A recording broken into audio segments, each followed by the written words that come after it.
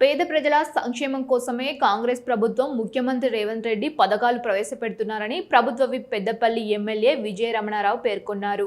పెద్దపల్లి జిల్లా ఓదెల మండలంలోని పిట్టల ఎల్లయ్యపల్లి గ్రామంలో 15 లక్షల రూపాయల నిధులతో సీసీ రోడ్లు, 20 లక్షల రూపాయలతో నూతన గ్రామ పంచాయతీ నిర్మాణం కోసం స్థానిక నాయకులతో కలిసి శంకుస్థాపన భూమి పూజ చేశారు. ఈ సందర్భంగా మాట్లాడుతూ తెలంగాణ ప్రజాప్రభుత్వం ఏర్పడ్డ 2 ఏళ్ల 3 మాసాల్లోనే అనేక అభివృద్ధి కార్యక్రమాలకు శ్రీకారం చుట్టామని తెలిపారు. కార్యక్రమాల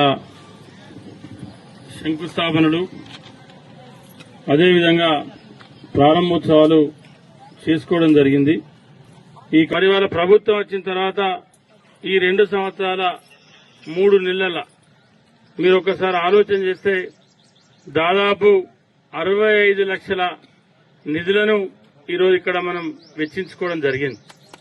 మరి 65 లక్షల నిధులతో పాటు మరి ఇక్కడ ఏదైతే స్కూల్ కాంపౌండ్ వాళ్ళు కూడా మరి మా స్కూల్ జాగా అన్యాక్రాంతం అవుతుంది, కాంపౌండ్ కావాలని చెప్పి ఆ కాంపౌండ్ వాళ్ళు కూడా మనం ఇవ్వడం జరిగింది. రాజన స్వామి దేవాలయం నుండి కొమరవెల్లికి బస్సు అడిగిన అది ఆ బస్సు కూడా ఓదెల ఊళ్ళ నుండి మడక నుండి కనగర్తి నుండి గుల్లపల్లి నుండి ఇది కనుకుల నుండి సుల్తానాబాద్ ఇది కొమరవెల్లి.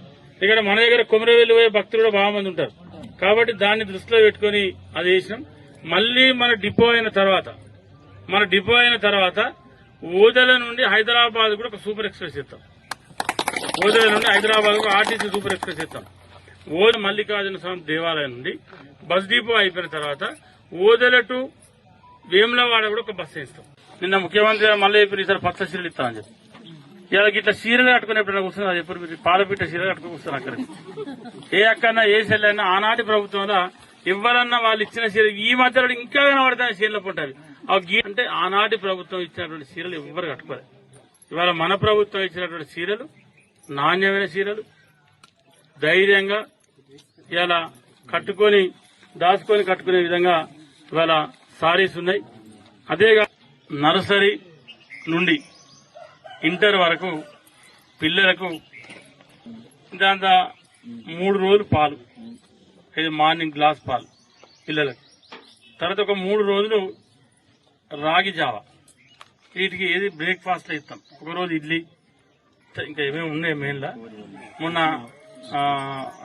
అసెంబ్లీ బడ్జెట్ సమావేశాలలో మనం బట్టి గారు ముఖ్యమంత్రి రేవంత్ రెడ్డి గారి ఆదేశాల మేరకు ఇది ఈసారి మనం పెట్టుకోవడం జరిగింది జిల్లా బడ్జెట్. తర్వాత దాంతో పాటు అంతకుముందు ఏంటంటే రైతులకు తర్వాత కొన్ని సెక్షన్లకే ఇది